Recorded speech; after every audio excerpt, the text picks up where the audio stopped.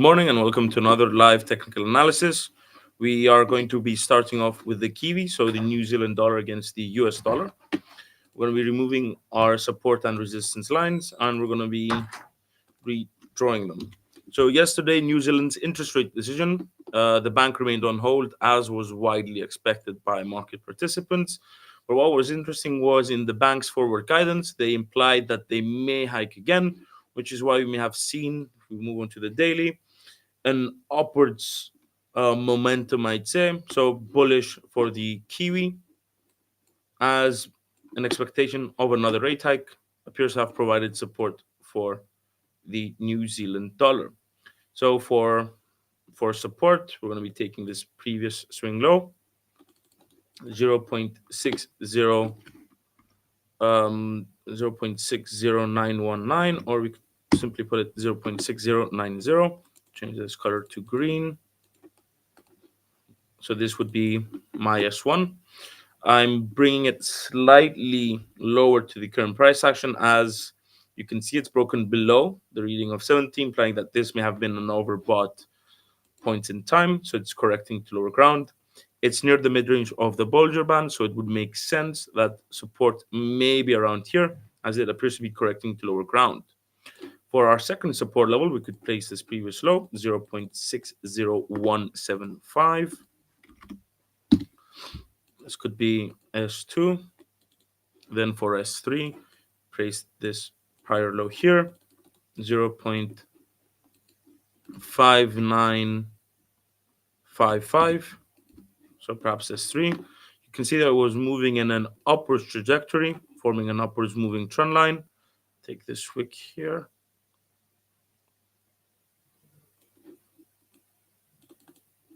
This could have been 1, and then we have redrawn to accurately incorporate slightly steeper but still validating 2 trend lines. So bullish market sentiment appears to be persisting. RSI still near 70, so maybe a small market correction. We're placing our resistance level at the 0.6190. So why are we placing resistance at this level? You can see just slightly higher actually. You can see that this bullish candle closed at this point. Another 4-hour candle opened but finished at equilibrium. So as you can see, at the same value it opened. And then the bearish candle following Doji opened and moved lower. So we're finding resistance at that point, 0.6190. Actually, 0.60191 for R1. And then we're going to be looking for our resistance level at R2.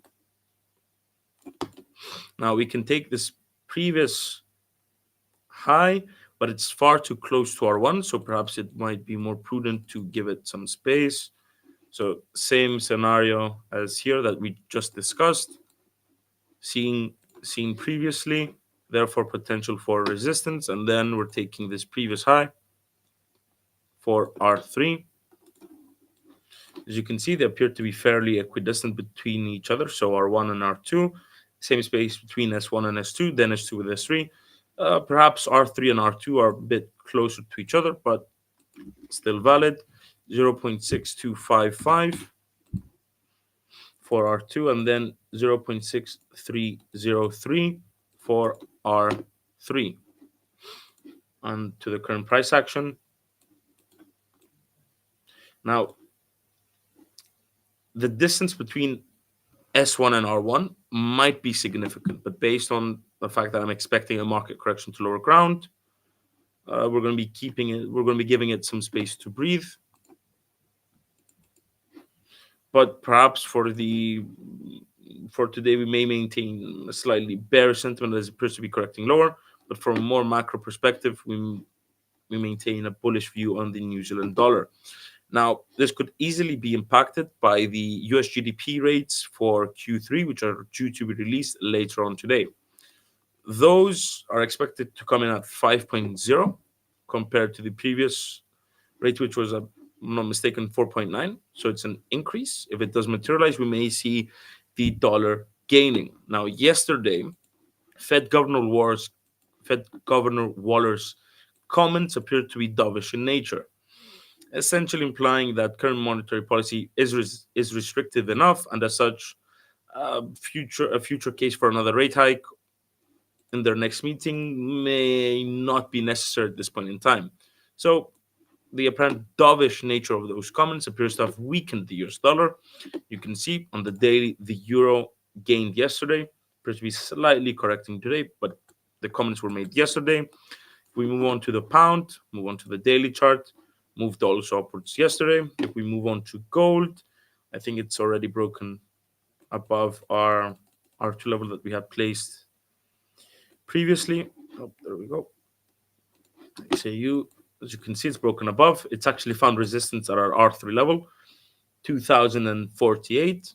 So it reached R3, correcting lower. We're going to be looking at this in just a moment. But overall, it appears that the comments were perceived as dovish in nature, therefore weakening the US dollar against its counterparts. So for the euro against the British pound, for the euro against the US dollar, moved in upwards fashion, found support, has failed to break above resistance, I'd say. So we'd still maintain a bullish outlook. Why? The RSI is still near 70, 68 at this point in time. It may be correcting slightly lower before moving in an upwards fashion.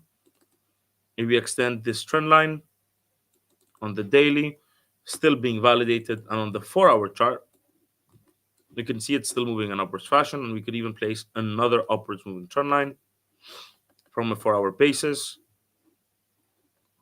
So this was a triangle, broke above, validating another upwards moving trend line. So overall, it appears that even though it may correct to lower ground, we're maintaining a bullish outlook on the pair. Now, what is interesting is that we're expecting Germany's preliminary HICP rates, which are due to release at around 3:30 GMT plus 2.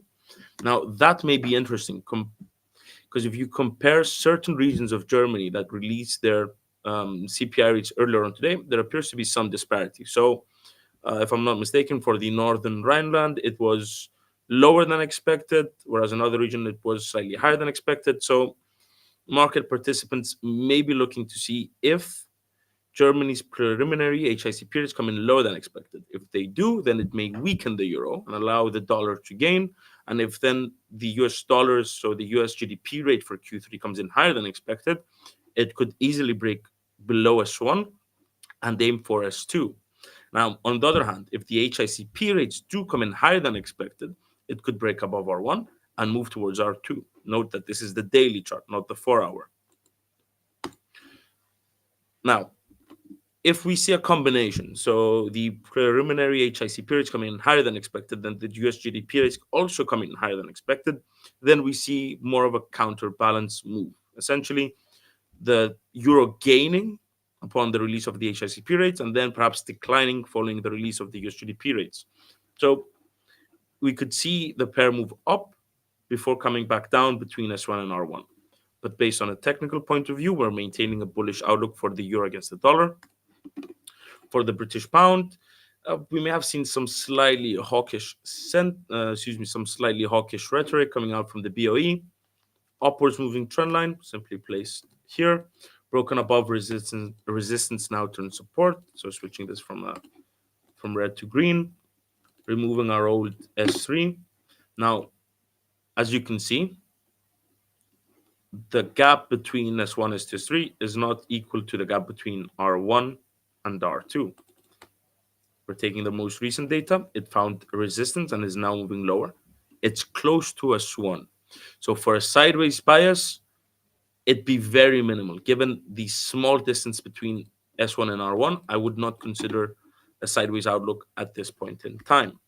What we could see is at the 1.2720 for R1, RSI near 70, bullish market sentiment. The Bollinger Bands are moving in an upwards fashion. They've narrowed, but still moving up. And in addition to the upwards moving trend line, bullish outlook for the pair. Now, this needs to be readjusted. So let's find our R2, measuring the distance between S1 and S2 on 143 pips. And then distance between S1, 141. So that's valid as well. And then we can take this previous high. Note that how it found resistance and then moved lower, failed to break above. We ignore the wick, came back lower, and then found resistance at this point after moving lower. And we could actually place R3, but it may be slightly too close. Let's see. No, that's okay. So we're taking, let me just explain as to why I've actually moved our resistance level at R3. If we go back, this was a high that we mentioned and it moved lower. The reason why is it's not too close to R2, therefore still valid and appears to be the same distance between S1, S2 and S2, S3. Maybe slightly closer, but still valid. So you have R1, R2, and R3, 1.2990. Then you have R2, 1.2869, but we could round it up to 1.287. And since we're rounding it up, we need to check. Yes, they're both still valid, touching on the points that we mentioned before. S1, very close to R1. Then you have S2 and S3. But from a technical point of view, maintaining a bullish outlook on the pair. Looking at the Aussie, it's broken above resistance, now turned support, 0.6050, 66050. Then you have S2 and S3, R1. Let's see if we can bring our resistance level slightly closer. Still bullish despite it dropping below 70. Now, if we do place a resistance level, it's below, very narrow once again.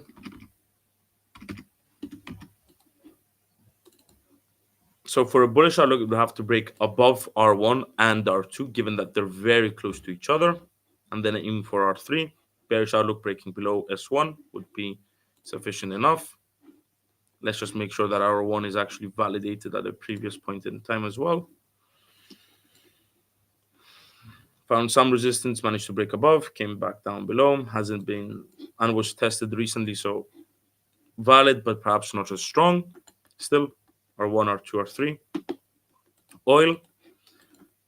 So oil appears to be moving in a slightly sideways fashion, so we need to readjust our support and resistance levels on a 4-hour time frame.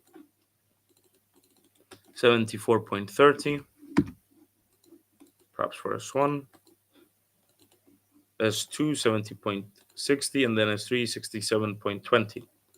You have the testing of R1, 77.25. Then you have R2, and then we could place R3 at this level, which was our resistance during this sideways moving channel. We could also place the sideways moving channel here, taking these two candles, validated by this test of support, and currently being tested at this point in time. So let's just change this color to something a bit darker and then increase this so that it's more visible. It's broken above our downwards moving trend line, so we're switching from a bearish to a neutral outlook. Now, interestingly enough, with crude oil, OPEC Plus is anticipated to meet tomorrow. There have been various news reports that they have not agreed upon an output rate for African oil producing nations. This, in my opinion, is concerning and appears so. If you look at chart on a daily, it moves moving lower. For the past 2 days, it's moving in an upwards fashion. Perhaps a market correction, still near 50, approaching 60. Maybe some slight bullish tendencies, but nonetheless, given that they're disagreeing in terms of oil production, I would expect that in tomorrow's meeting, they may not increase their oil production, but rather either maintain current levels or provide concessions for the future in order to appease members who would like to increase their oil production. Why? The UAE, I expect, does not want to cut more, while Saudi Arabia would like to drive oil prices higher in order to fund their giga projects. So we're seeing a disparity in terms of who wants to cut and who wants to produce more in order to generate more revenue. Saudi can more easily control their output compared to other oil producing nations. And as such, we're seeing some disagreements within OPEC plus. So perhaps for today, it's actually broken above R1. It's actually testing R1 now. Let's move on to the 15-minute chart. So we can see a bullish candle broke above, bearish. If it's finding support on the sideways moving channel, and let's just check. So we have placed the formation of the sideways moving channel at this point, the wick. And then if we take these 2 points, and then let's just readjust this on the support line. It appears to be bouncing off our resistance level.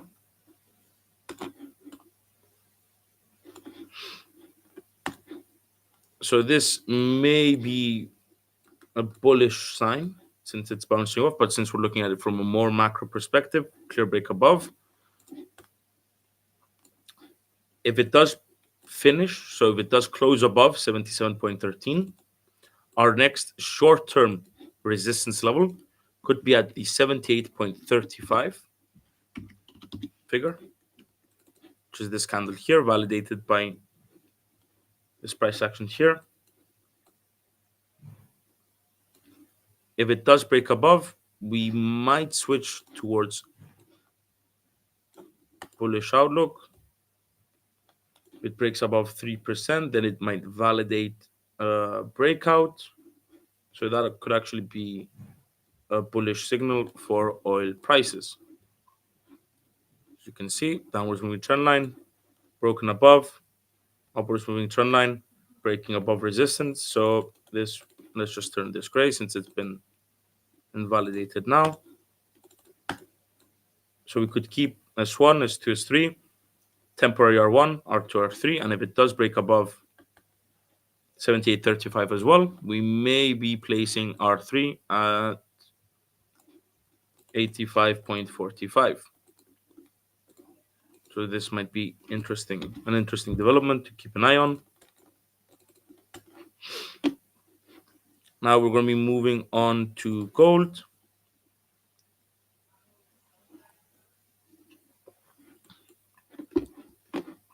It touched our R3. Let's just slightly bring it lower. 2047. So this is now actually R1.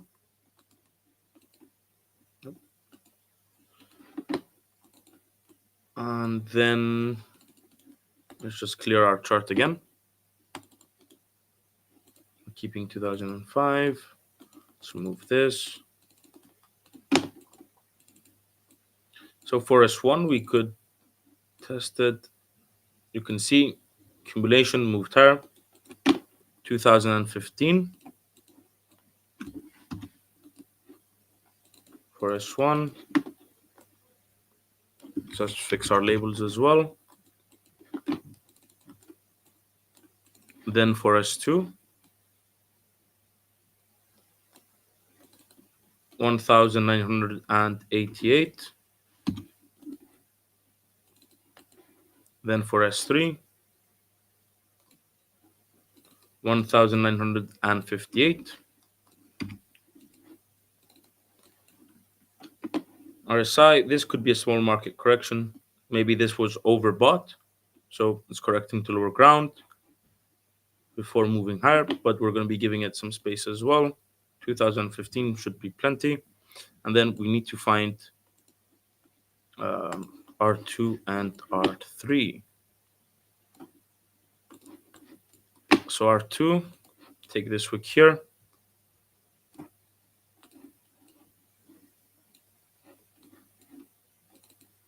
2060.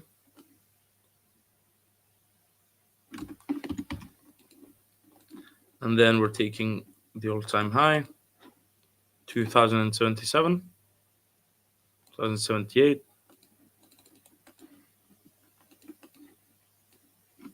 There we go. And then you have R1, R2, and R3. They're actually pretty close to each other. And so for a bullish outlook, it would need to break above R2 as well. And then could be actually aiming for all-time highs. Gold appears to have capitalized on a weaker dollar. But let's see with the GDP rates for the US today. If they come in lower than expected, we might actually see it breaking above R2 as well. Final target being R3 before going for all-time highs. 2015 S1.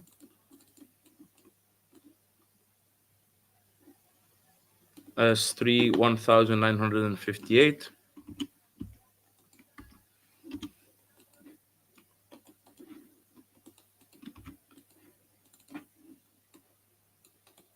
$1,988 for S2.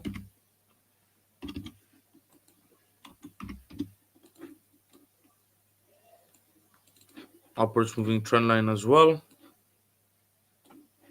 That could have been one. This could be the second. So from a technical point of view, it appears to be moving in upwards fashion. Perhaps it corrects lower to validate our upwards moving trend line before moving higher. But it would need an extra push. Perhaps the release of the US GDP rates for Q3.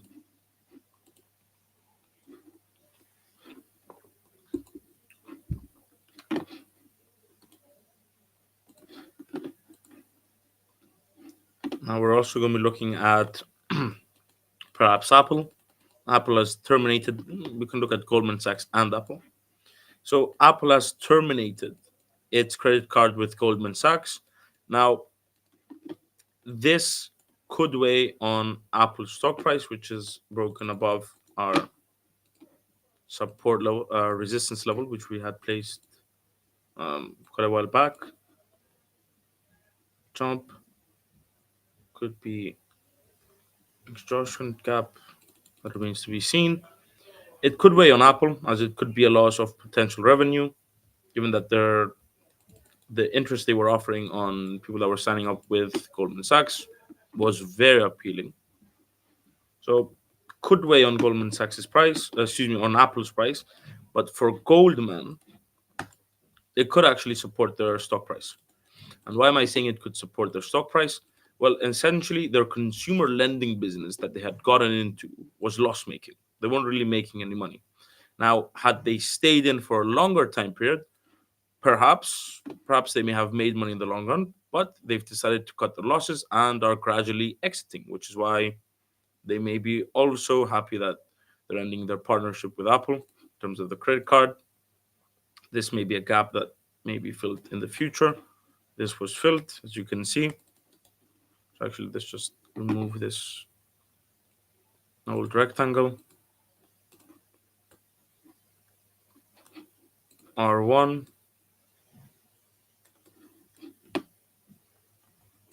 Very close.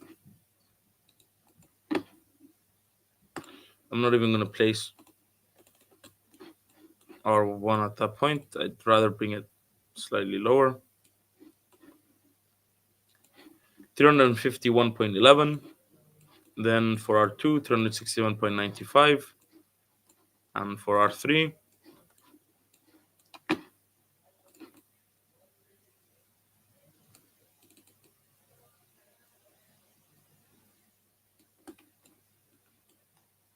previous high 377.30. So by exiting their loss-making business, It may provide support for Goldman Sachs, as if you're exiting something that was losing you money, then that means less losses, potential for higher profits. 365.30, we've simply readjusted it given that we've placed R3, which was very close to R2. Still valid.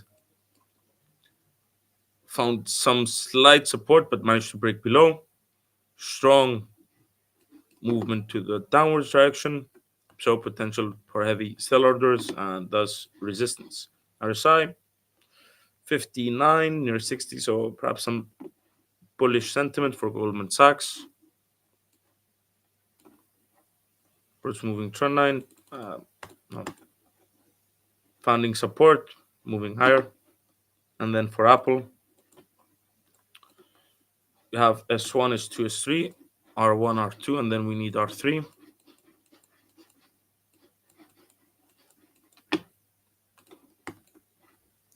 Which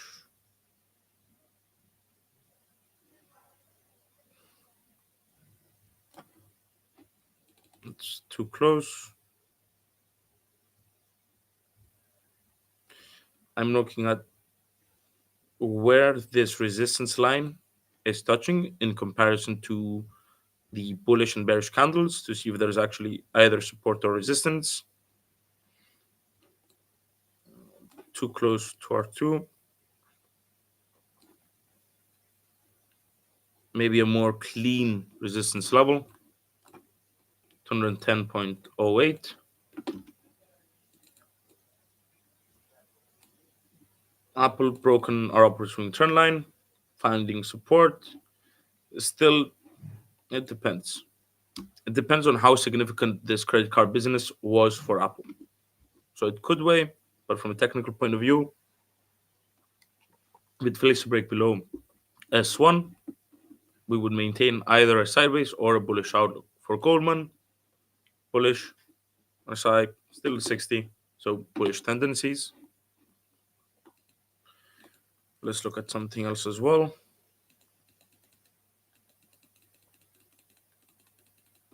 Dollar JPY.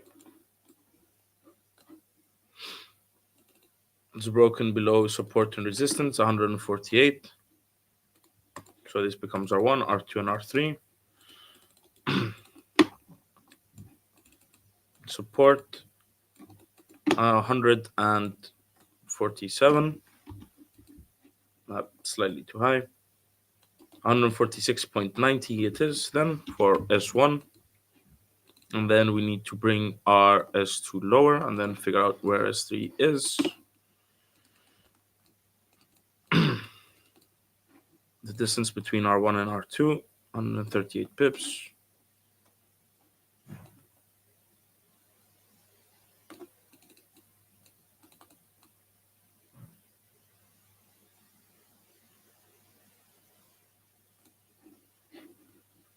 $145.47 for R2.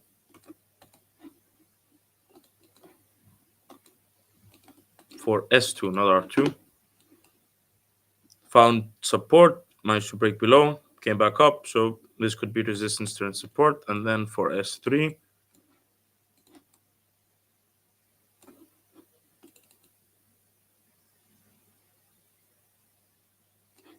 taking these two candles. This was a price support level, which was broken below. So support and resistance.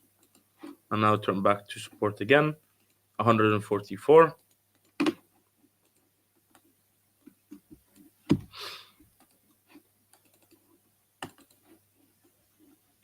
Maybe a small market correction higher, perhaps up to R1. RSI still below 50, implying a bearish market sentiment. And as such, we maintain a bearish outlook for the pair. Once again, it could be impacted by the US GDP rates, which are due to be released later on today. Dollar CAD. Now, if oil prices, and now it's broken above,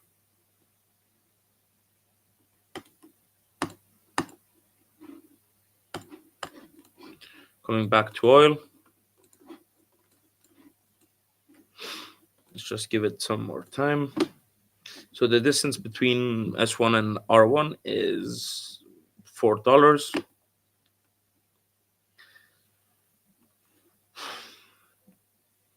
There was a sideways moving channel, appears to have been broken now, unless it comes back up to test R1.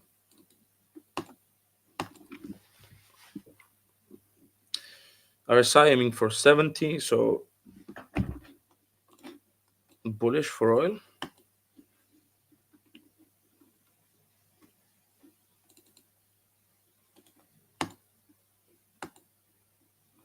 Let's say this is the next resistance level.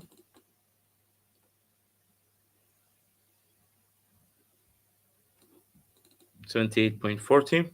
That would mean we need to bring back R2 lower. Let's take this previous low, coinciding or it failed to break above and moved lower. That means our old sideways moving channel, those levels may not be of use anymore. 81.70, 85.45.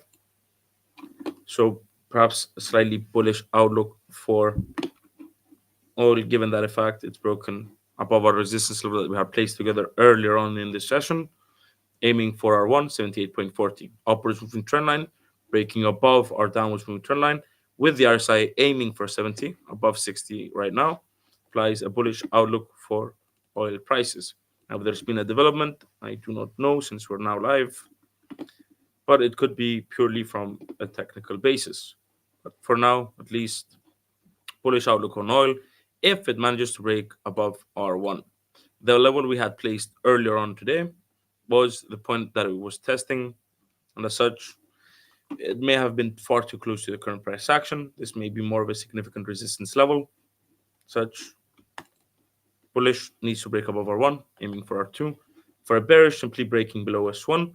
For a sideways fashion, failing to break above R1, coming back down, failing to break below S1. It would need to test S1 and R1 before we can switch to a sideways bias. Now we can look at the S&P 500 as well. We look at the monthly chart. Strong upwards momentum, but let's move down to the 4-hour.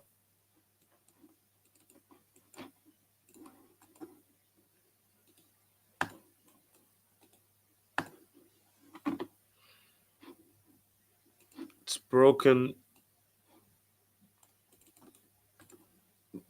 broken below our upwards moving trend line. Might be moving in a slightly sideways fashion for now, but it hasn't even come back down. So we're placing our support level 4,520. Resistance broke above, so support. Then S2 higher, a strong bullish candle 4,420 for S2. And then for S3, we can bring this slightly higher. Look how it coincides. 4,310.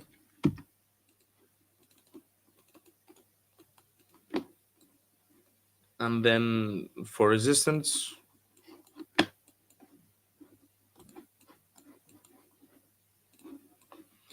let's see. We've had a high here. Price action is around here, so the next resistance level could be this point, but it's close to our R1, rolled R1, so we need to fix that as well. 4,600.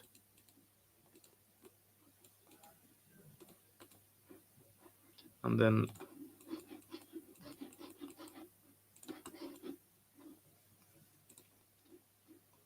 for R2, slightly higher, 4,670. We're ignoring this previous stop as it would be way too close compared to where S1 and S2 is. Even R1 and R2 are fairly close to each other. So for that, we're going to be bringing R3, 4,740, to compensate the fact that R2 and R1 are relatively close to each other, but that depends on how you see it, given that this is a 4-hour candle, 4-hour chart, so the candles each represent the 4-hour time period, may be sufficient. But for now, bouncing off 50 implies a bullish sentiment, aiming for R1. Bullish outlook, it would need to break above R1. Sideways, failing to break above R1 and staying between S1 and R1. For bearish outlook, simply breaking below S1, 4,520 would be sufficient. Let's see something else as well. What have we not done? We've done the euro. We've done the British pound. So correction, bullish candle. Moving higher, perhaps.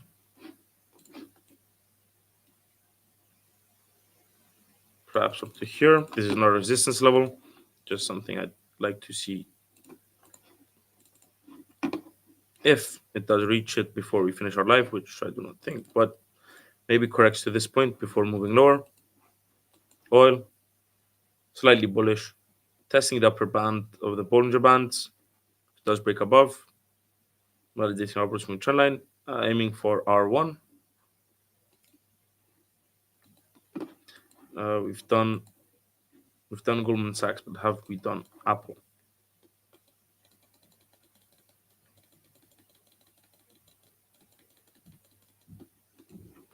Yes. Tesla, broken above resistance, now turns support. So S1, S2, and then we have S3, R1,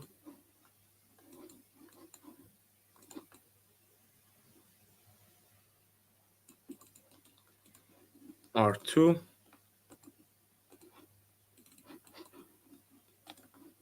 and then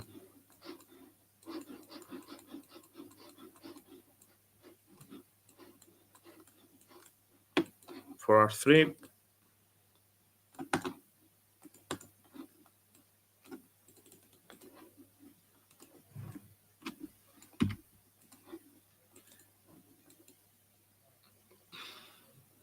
bullish for Tesla, RSI aiming for 70, so strong bullish market sentiment. It broke above this relatively sideways channel, therefore another bullish indicator, aiming for R1, but R1 might be actually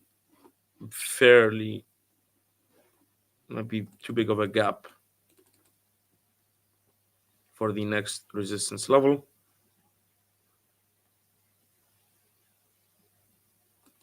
So perhaps from a shorter time frame, let's say 254.25,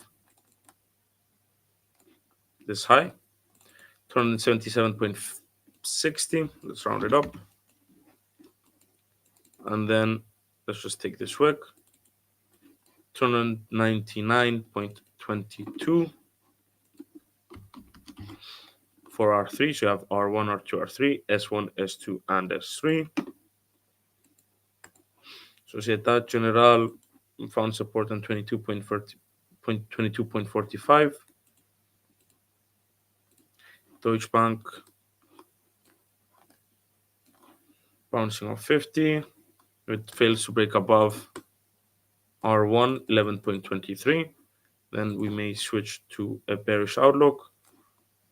Look how neatly now they coincide, these two bullish candles. So heavy support. Then for S2, 10.40, 0.41. And then we could take this previous low.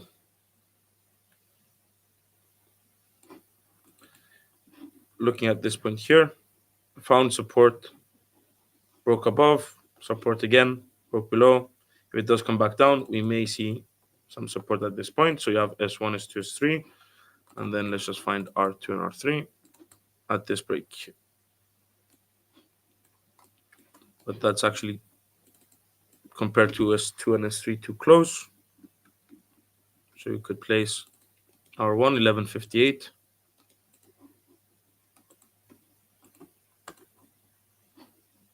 and then R3 1187.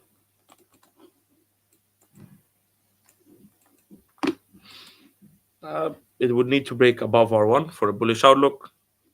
For a bearish, breaking simply below S1 would be sufficient. Next target being S2 10.41. If it does break above R1 though, 1158 may be the next target. And with that, thank you for watching, and we'll see you next time.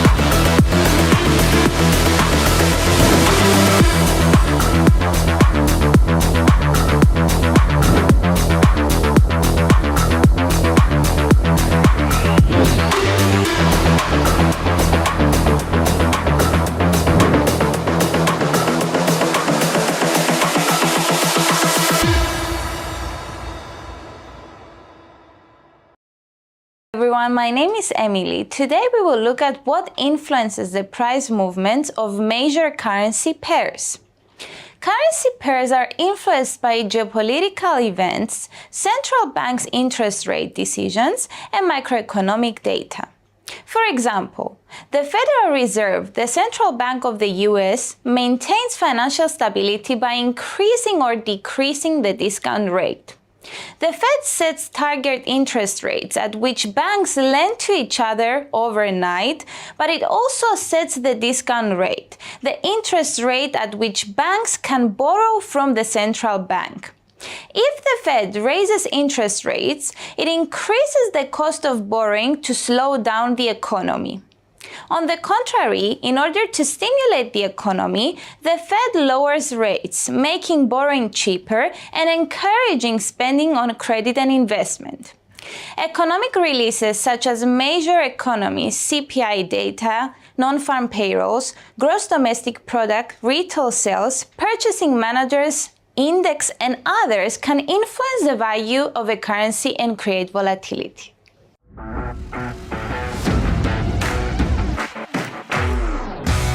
Politics, trade wars, elections, corruption scandals, and changes in policies can create political tensions which can influence the forex market.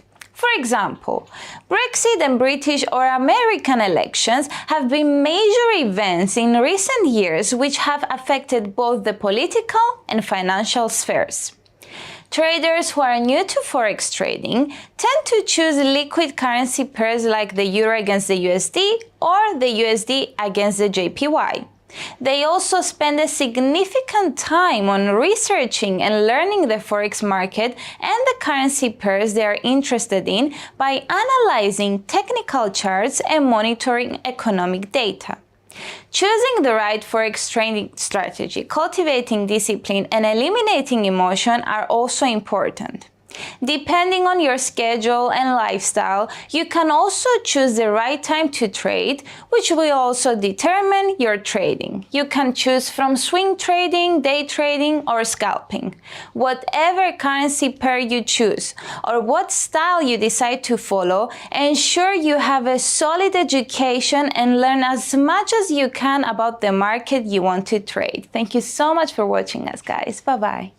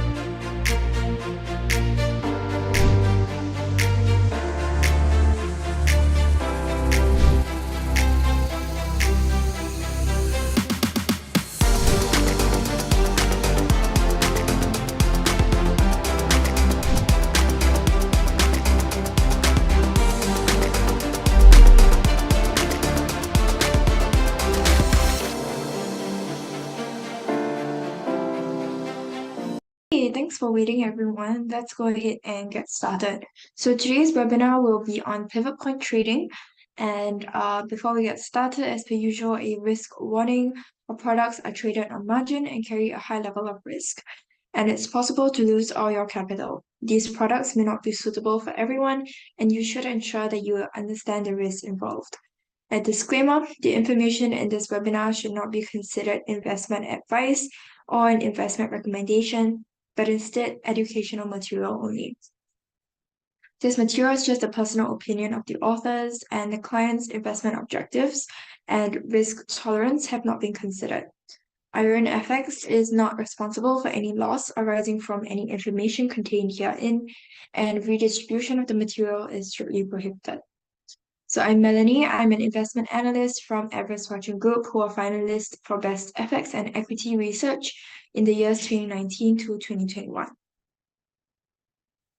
So here's our agenda for today. Firstly, we're going to be looking at what exactly are pivot points, followed by what time frames you should use, and then the different types as well, and adding them into your strategy. Okay. So what are pivot points? Okay. So pivot point is it's a pretty popular trading analysis strategy that's commonly used by traders to determine potential levels of support and resistance in the market. So pivot points are basically calculated using the previous day's highs, lows, and the closing. So a series of points are derived from those values. Okay, so just for your information, if you're wondering how exactly can you implement it into your trading strategy, so you would first calculate the pivot point, okay, which is basically the average of the previous day's high, low, and close prices. And this is the most important level because it represents the it basically represents the points at which market changes direction, which is why you can then use them as support and resistance levels. Okay. And then the first support level is calculated as 2 times the pivot point minus the previous day's high. And then the first resistance is calculated as 2 times the pivot point minus the previous day's low. And then the second support and resistance levels are calculated by adding and subtracting the difference between the previous day's highs and those to and from the pivot point. Okay. Yeah, but we'll get into that in the next few slides. And normally these points are calculated for you already. So these points, it's important to note that the pivot point trading strategy should be used in combination with other technical analysis tools, because they tend to be predictive instead of lagging, which uses information from the previous day to calculate potential turning points. Okay. Some basic points. So this is what I was talking about how to calculate your pivot points. Okay. But yeah, as I mentioned, these are normally calculated for you. But yeah, so firstly would be to calculate the pivot point. Secondly, calculate the support and resistance levels. And then lastly would be to use the levels as entry and exit points. So if the market is approaching a support level, you can consider buying. And if it's approaching a resistance level, you can consider selling. Okay. Okay, so there are a few types of pivot points. Okay, so firstly, we have the standard pivot point. So this method involves using a simple calculation to determine the pivot point. So that's basically the average of the high, low, and closing prices from the previous trading session. And then the support and resistance levels are then calculated based on the pivot point. Can you get the slides? I don't think that we send out the slides, but this webinar is recorded, and I think it will be posted on YouTube, so you can refer to it whenever you want. Yeah, I think the IronFX YouTube is just IronFX on YouTube. Yeah, should be. Yeah, if you're unsure of anything, feel free to just email IronFX. You can get the email on the website. Sure, no worries. Okay, and then our second point is the Woody pivot point. So this method uses a really similar calculation to the standard pivot point that we just talked about. The only difference is that there is a different weighting of the pivot point. Yeah, the pivot point. So like the high, the low, and the closing prices. So the support and resistance levels are calculated based on the pivot point with additional levels of support and resistance added based on the difference between the pivot point and the high, low, and closing prices. Okay. Thirdly, we have the Camarilla pivot point. So for this method, it's based on a pretty complex calculation. Okay, it involves using multiple levels of support and resistance. And the formula for calculating the Camarilla pivot points includes four support levels, four resistance levels, and the pivot point itself. Okay. Okay, fourth, Fibonacci pivot point.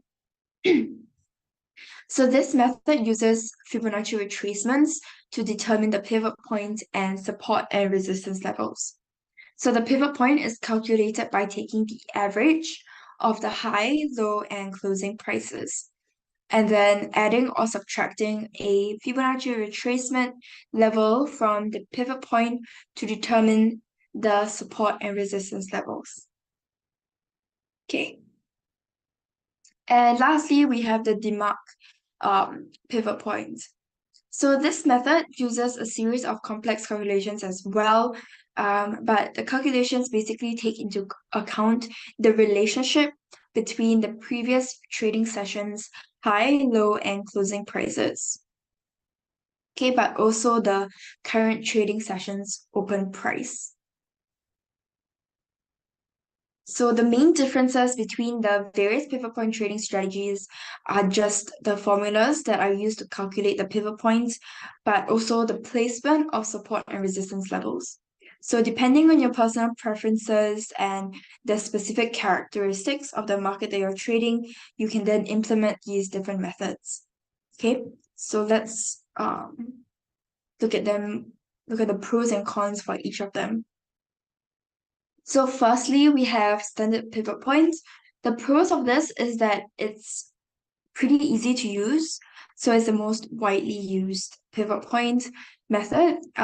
It's also easy to calculate and understand, provides a good overall picture of support and resistance levels. Cons is that it may not work well in volatile markets, and it doesn't take into account the opening price, which may be significant in some markets. It's also less accurate than other methods in certain market conditions. Okay. Next we have the Woody pivot point. So some pros of this is that it's pretty popular with short-term traders. So if you're a scalper, this would be probably a better option. So this uses the current period's opening price and provides more weight to recent price movements. Okay. Cons is that it's less used as it's less effective for long-term trading and it may not work well in markets with low liquidity.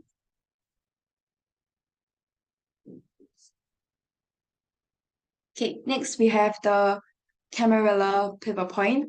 So some pros of this is that it's popular amongst day traders and provides more support and resistance levels compared to other methods and can be used to identify potential breakouts. Cons is that it can be difficult to calculate as well as understand, and it might not work well with markets with low liquidity and may require more frequent adjustments compared to other methods.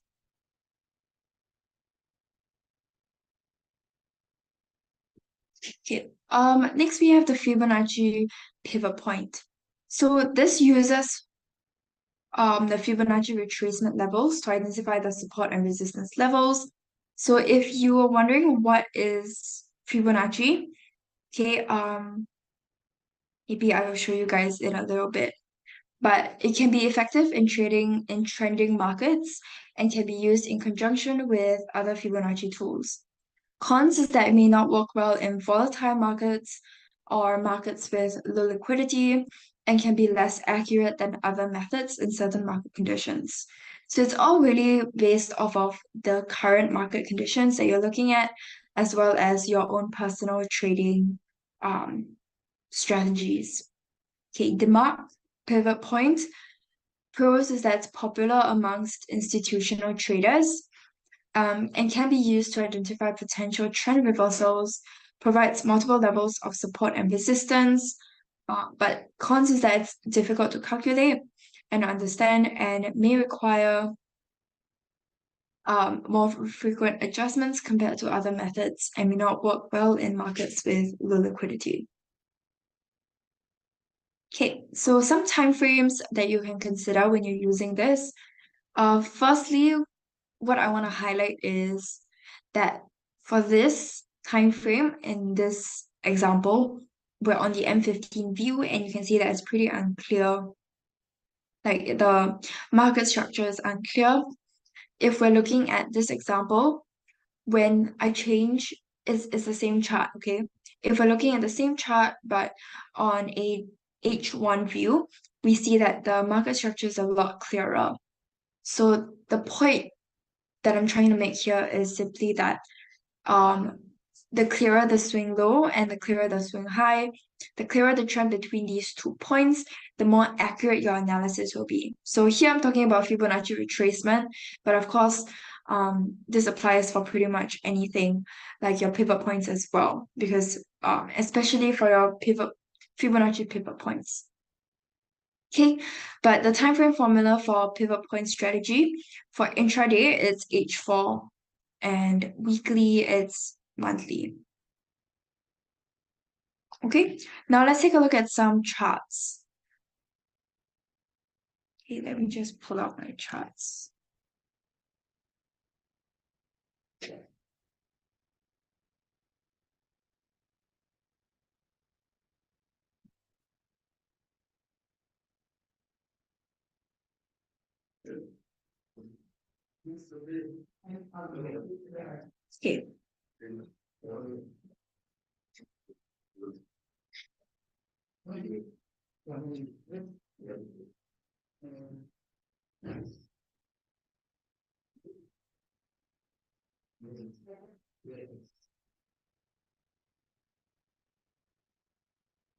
Okay, so let's take a look at maybe pound yen. Okay, just a super random example to show you guys. Okay, so I like to start off by looking at it on the higher time frames first. So I'm gonna look at it from a weekly time frame so that I get an idea of where prices are headed towards. Okay, so on our weekly time frame, we see that prices are in an uptrend. On the daily time frame, we also see them in an uptrend. And on a 4 hour time frame, it's also pretty bullish, except there is a slight reversal over here. Okay, so let's go ahead and analyze this together. So if I'm using pivot points as support and resistance levels, for example, also let me know in the chat if you guys normally use pivot points.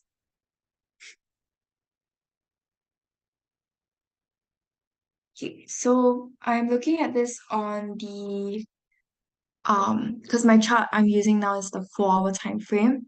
Okay, so I'm gonna change to um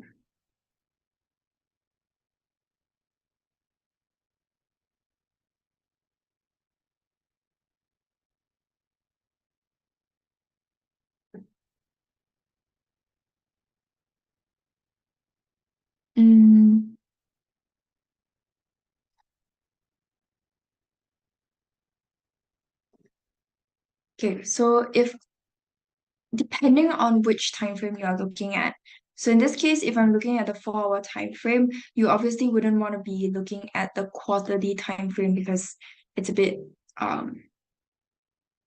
covers too much of the time frame. Okay, so you might want to stick with either monthly or even weekly. Okay, but I typically prefer monthly because weekly is a little bit um too recent.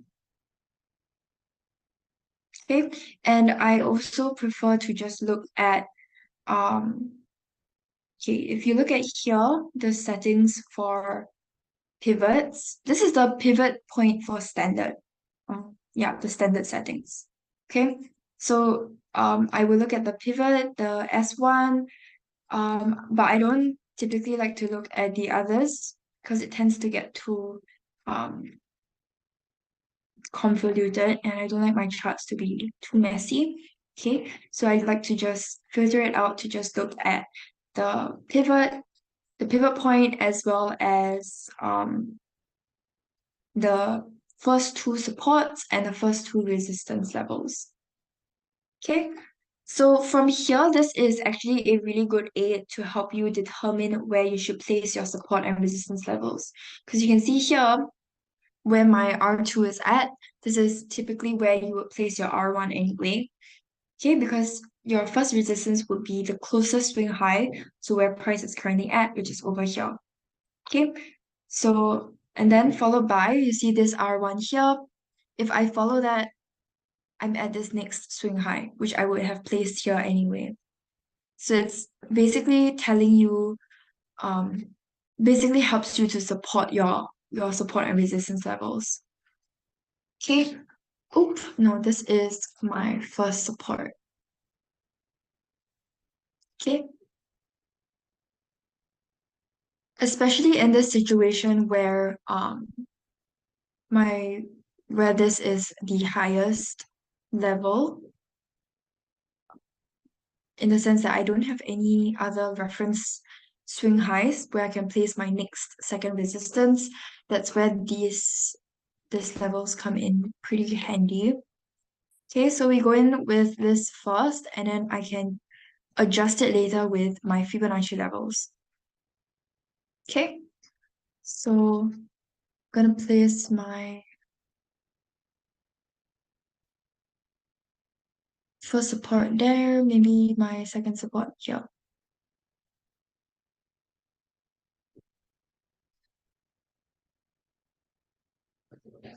Okay. Okay. So because we typically want to follow the trend, and here we see that it's an uptrend, and on our daily as well as weekly time frames, we've also seen that it's an uptrend. So we'll typically follow the direction of the trend, unless unless we think that price is gonna reverse.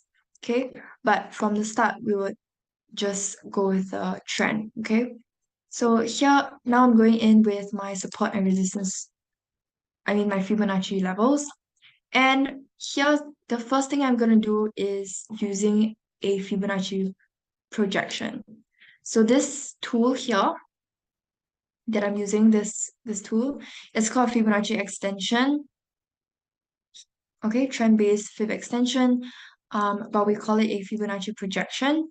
Let me just hide this so that it's not so messy. And you can see that my Fibonacci projection levels actually match up with my first resistance, first support, and second support. Okay,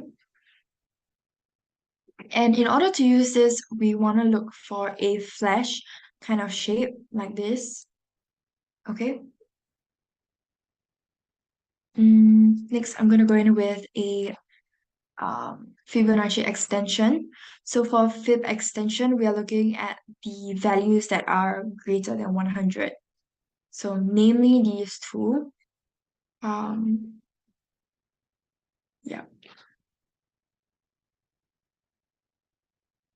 But you can look at this as well. Let's see if there's any others. Yeah, but namely those above 100. Okay, and for this, the kind of shape that we're looking for is a Nike tick.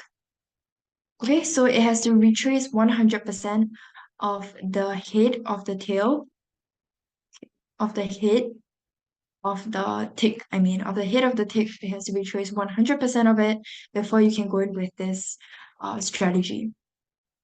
Okay, but you're basically looking for a V shape or a tick. Okay, so if we look at this tick here, this Nike tick shape, okay,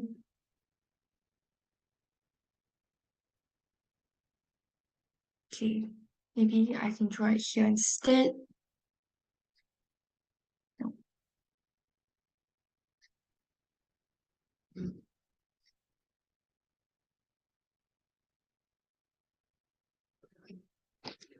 Okay.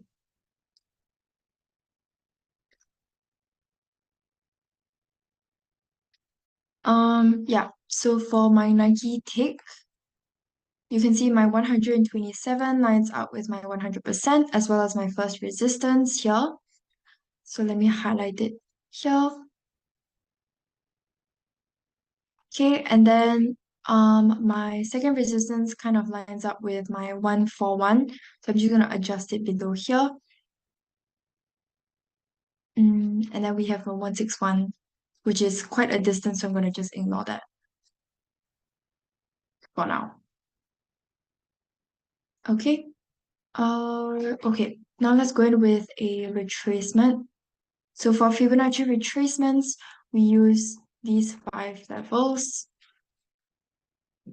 Okay, and then you can see that my 22.6 lines up with my first support, and so does my 50%. Okay, so I'm just gonna keep those 2 levels. Okay, so if I put back my pivot points,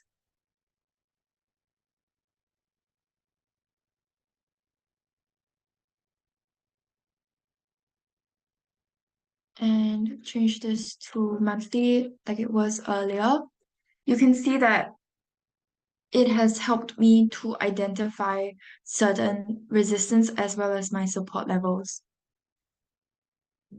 Okay. You can see my R1 is at my first support. First resistance is there, supported by a whole bunch of Fibonacci values. So this helps you to get more Fibonacci confluence areas, which you would know is pretty significant because it basically areas of Fibonacci confluence, like over here, your first resistance, tends to attract price more. So then you can predict whether prices are going to reverse off of it, are going to test that level, so on and so forth. Okay, let's finish our analysis for this chart and then we can look at another chart. So as I mentioned earlier, we're going to go in for a buy because we tend to follow trends, right? So even though we see it reversing off of our first resistance, let's see, price is moving above the Ichimoku cloud and MACD is also giving us a bullish signal. Okay, so it supports our bullish analysis. Let's look at RSI. Okay, RSI is also giving us a bullish signal.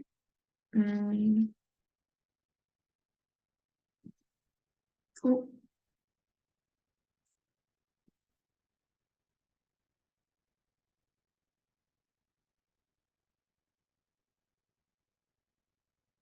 Okay, it's also giving us a bullish signal.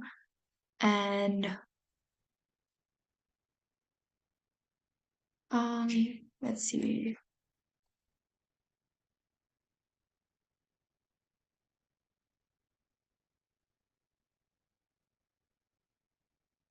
Let's look at EMA and SMA.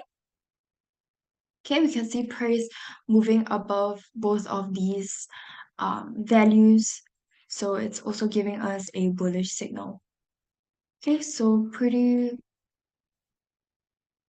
bullish over here. yeah, we might see a reversal back to our first resistance because it does tend to attract price. And when that happens, we can go in for a buy towards our next resistance, which is the second resistance here. Okay.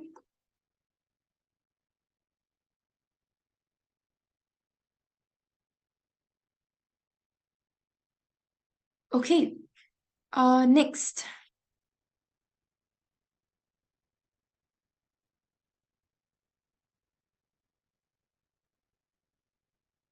Any questions? Any charts you guys would like me to go through?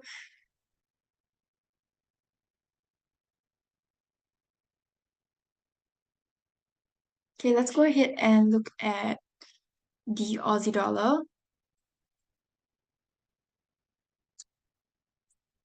Mm,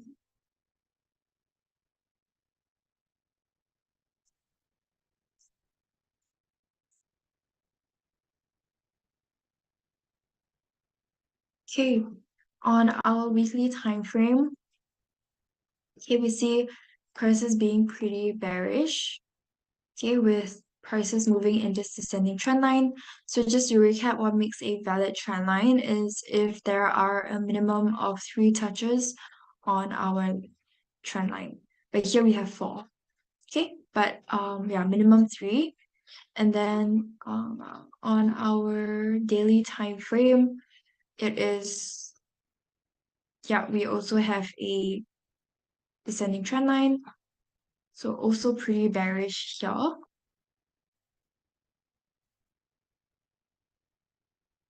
Okay. Let's look at our 4 time frame. Okay, now 4 time frame looks pretty bullish. Okay, we see prices moving upwards. Okay, now let's go in with our Fibonacci, or rather our support and resistance levels, because we don't have any trend lines or trend channels. Okay, so here's my first resistance. Actually,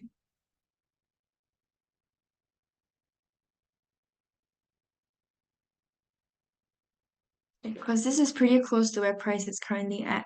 So I'm just gonna label it like this. Um, and then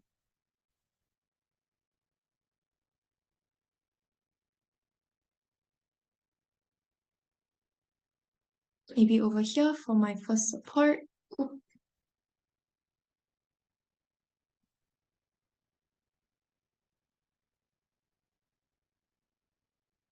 And here for my first resistance. Okay.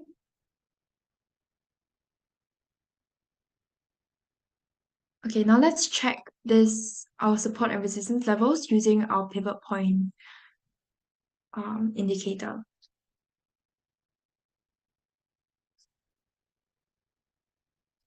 Okay, I'm using 4 hours. So my pivot time frame, I'm gonna put it as monthly. Okay, can you guys see how my resistance levels line up with my support and resistance levels? Okay, the only one that doesn't line up you can see is my first support, which is pretty far away from these levels here. But I can see that my support level here shows me that I can pull it back here. Okay, and then I'm in line with another one here.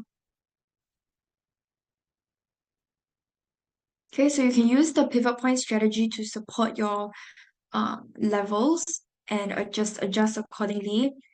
Yeah, but it can get a little bit messy, so you can always, there's always the option of um hiding it in the meantime while you are doing your Fibonacci analysis. Okay, so now that we've done that, I'm gonna go in with our Fibonacci levels, and you can see that, okay, my 78.6 lines up nicely. Just gonna keep that, and maybe my 100 as well. And let's see.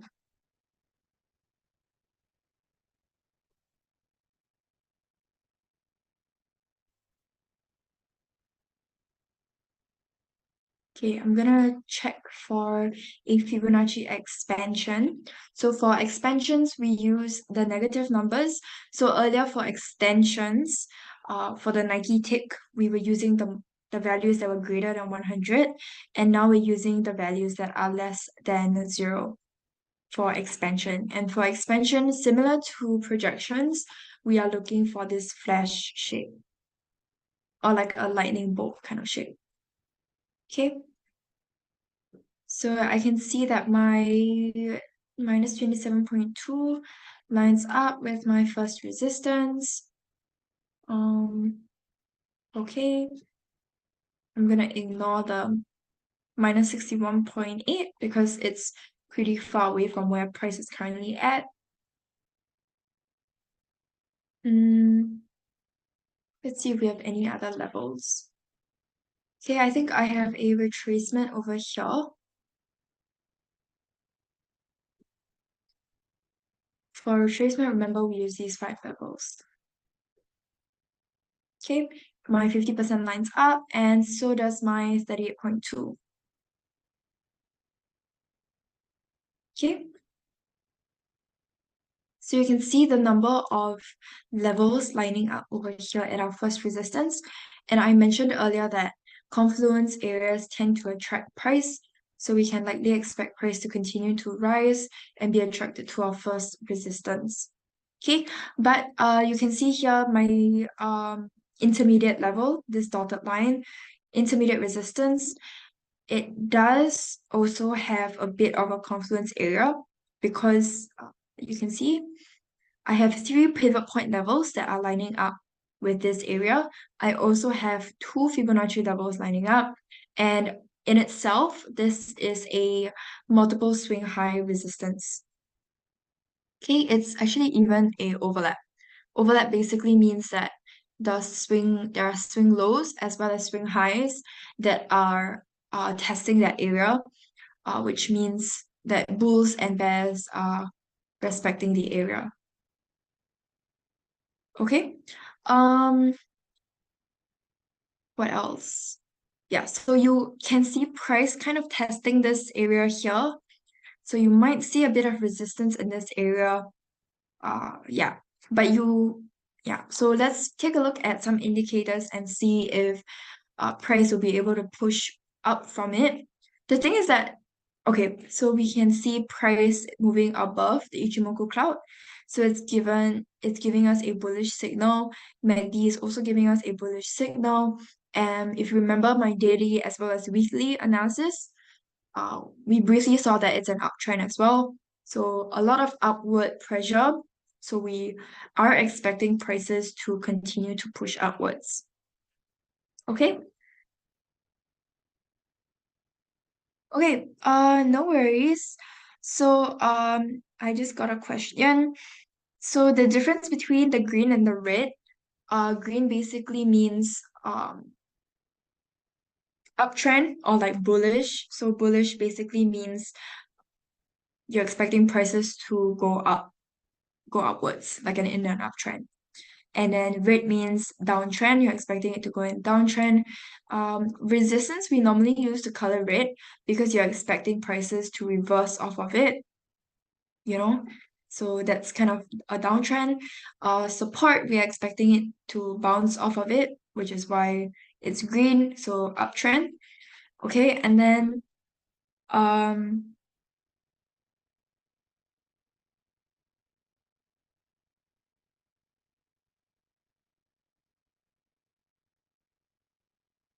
I'm actually not too familiar with robo trading. I am aware of it, but I've never used it on my own. So you might have to do your own research on that. Yeah, but MT4 does provide access to automatic trading. Um, and yeah, but if you are looking to reduce loss and maximize profits, I think the most important thing would be to um, work on your like ensure that you have stop loss levels, you know your risk management techniques, which we do cover in some of our webinars. maybe I'll just go through a little bit here. So in most of my live trading, we use resistance as well as support, like I'm doing now. But basically, you could go in with, I guess in this situation, the intermediate resistance will be your entry, your buy entry, and then your first resistance would probably be your take profit. Okay. Yeah, but I just name it resistance and support so that you guys have an idea of how to recognize these levels. Okay. But yeah, your take profit will probably be here, and we normally recommend you to place it below any confluence areas, any major confluence areas like this, like before any major confluence areas, so that you are able to catch price before it reverses off of them. And then I guess your first support in this case would be your stop loss. Okay. And for stop loss, we would recommend you to place it below any major confluence areas. Okay. So I guess in this case, we'll place it like here, I guess. Okay. So just in case price reverses, you won't get stopped out from here. Yeah. But we do go through in depth in a couple of our risk management webinars. But yeah, that's just I guess the basics. But the reason why we normally use resistance and support levels is so that you guys can recognize that, this level here is a support level, and then this area here is a resistance because we are placing it at this swing high. Yeah, and we're expecting prices to reverse off of it. Okay. Okay, let's look at, yeah, you're welcome, no worries. Let's look at another chart. Maybe let's take a look at gold.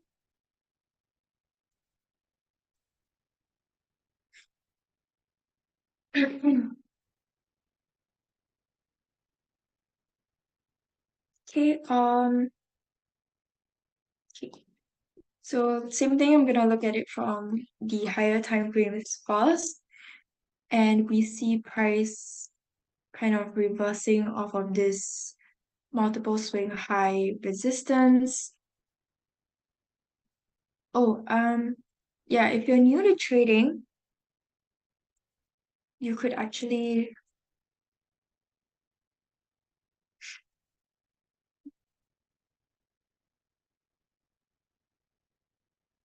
take a look at the forexarmy.com.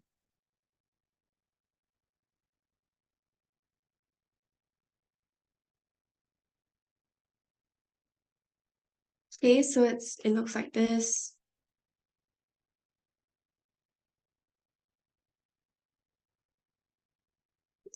Okay, let me just drop it in the chat.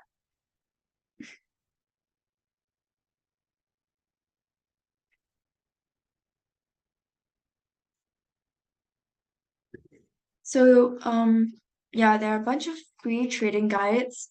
So if you want to know how to draw a Fibonacci retracement, so if you're wondering about some of the stuff that I talked about today, you can go ahead and take a look over here. Yeah, it just covers some of the basics as well as some risk and some trade management strategies. Like I mentioned earlier, we want to place the take profit before any major confluence areas and your stop loss beyond it so that you won't get stopped out. Yeah. So it just has a bunch of trading techniques and trade management advice over here. And if you're new to trading, you can take a look. Okay. Yeah, there's also some MT4 guides and tools that you can download for free as well. Yeah, that's just FYI. Okay, let's get back to our charts. So now on a daily time frame, we see prices kind of ranging. Okay, on our 4-hour time frame, we see we kind of see an uptrend, okay? So yeah, let's add our support and resistance levels. So yeah, so if you're short on time, actually you can just pull out your pivot point levels to help you to identify any support and resistance levels like really quickly. See. Okay.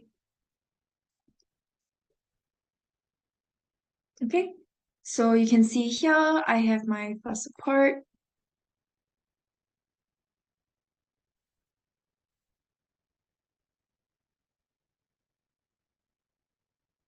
Mm,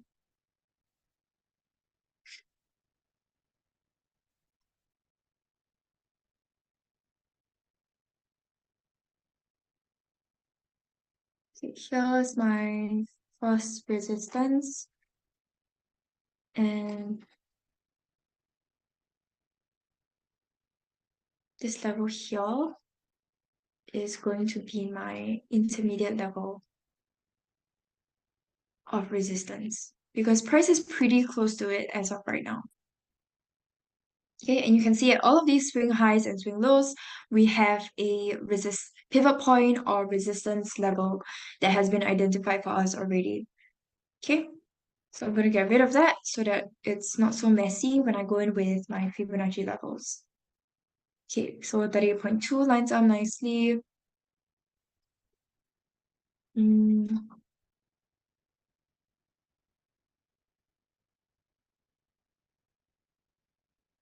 okay,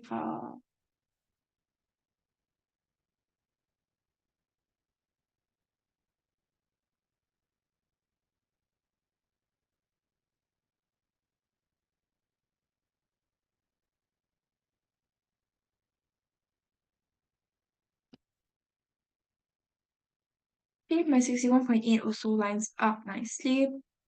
Um,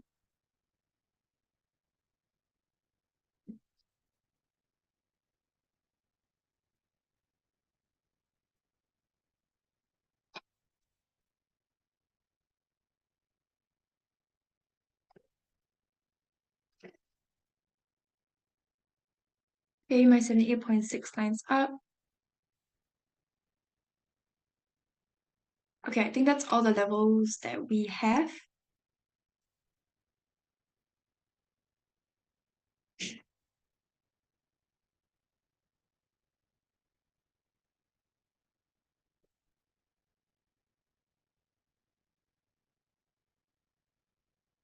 Mm,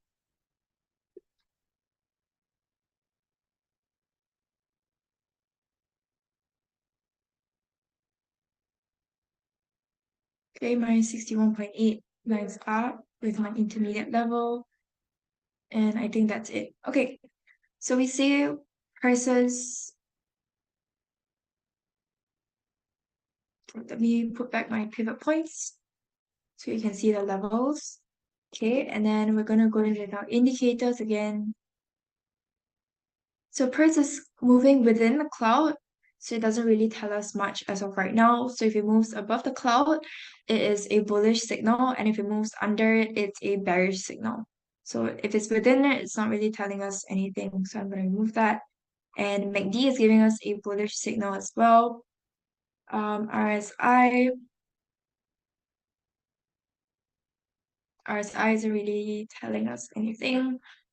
Let's see our EMA and SMA. Okay, price is moving above both of these indicators. It also looks like price is currently crossing over each other. So we could be seeing a change in trend. For SMA and EMA, these are lagging indicators. So typically when they cross over, um, it's after the trend has already started. So you can see here, when there was a downtrend, price crossed over only here when the downtrend kind of started like here, but it only started about here. This cross only happened here.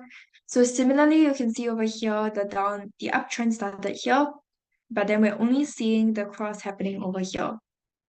So just keep that in mind if you use EMA and SMA. Let's take a look at Bollinger Bands. Okay, you can see price moving.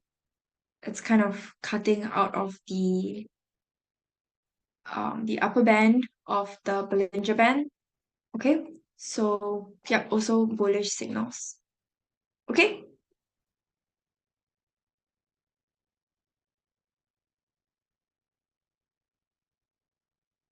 Okay, so we can expect prices to continue to rise towards our intermediate resistance and towards our first resistance as well.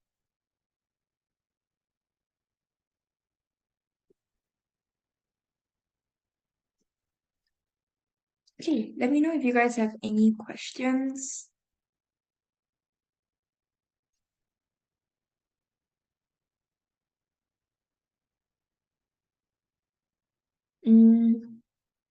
Okay, I think we have time for maybe one more chart, just really quickly.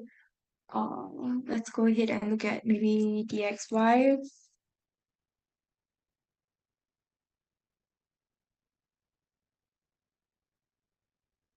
Okay, so DXY, we see this steady drop here.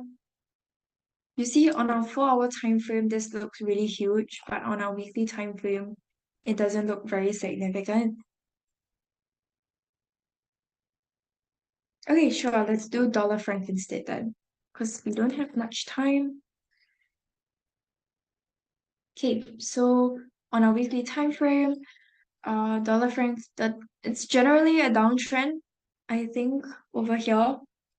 Okay, on our daily time frame, it does look a little bit of an uptrend. Yeah, downtrend again on our 4-hour time frame. So let's see if we have a trend channel. Okay, no. Okay, let's go in with our support and resistance levels. So I'm gonna go in with my pivot points again to help me to identify any significant levels a lot faster. Okay, monthly.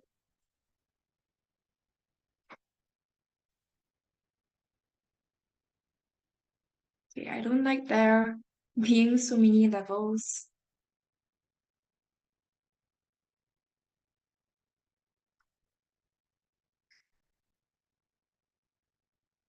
Okay. Okay, now let's go in with our support and resistance levels. Okay, we see this level here.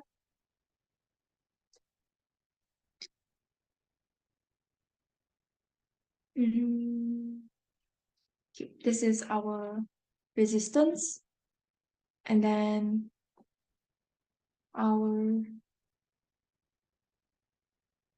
swing low, maybe over here. Okay, this is our first support. Second support, first resistance, maybe just here. Mm,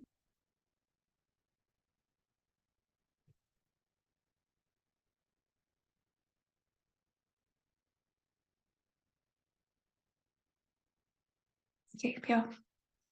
So this is my second resistance. Okay. So same thing, now we go in with our Fibonacci levels.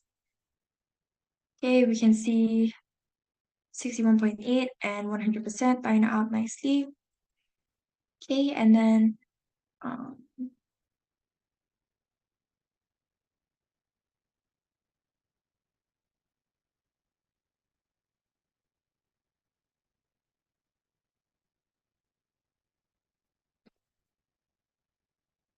okay, we can see this Nike tick here as well.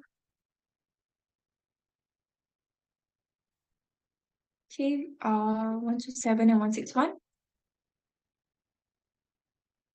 Okay, I'm gonna add another level here.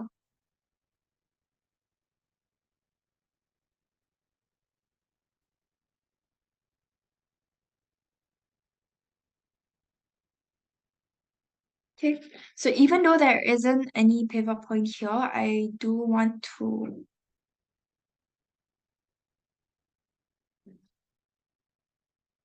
I want to highlight this level because we have a swing low here, a couple of swing highs, and it's also in line with this 127.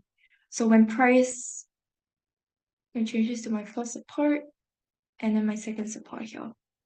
So when price um surpasses our 127.2, we can expect it to drop to our second support. Okay.